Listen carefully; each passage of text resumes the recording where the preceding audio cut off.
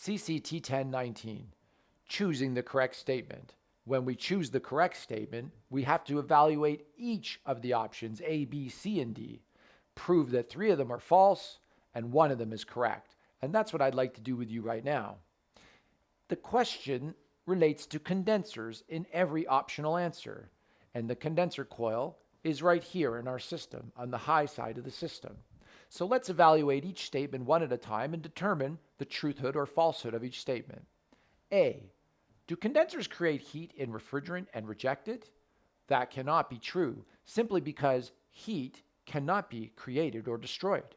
So, from an English point of view, this is a false statement. A is not true. B, do condensers absorb heat from refrigerant and reject it? This can also not be true. The absorption of heat in the refrigeration cycle happens on the low side of the system. In fact, refrigerant absorbs heat from the medium to be cooled in the evaporator and causes refrigerant to boil. B cannot be a true statement about condensers. How about C? Do condensers reject heat from refrigerant gas as it heats up and changes state? Well, first of all, if you're rejecting heat from gas, how can it possibly be heating up? If you're rejecting heat from gas, it would be cooling down. C cannot be true.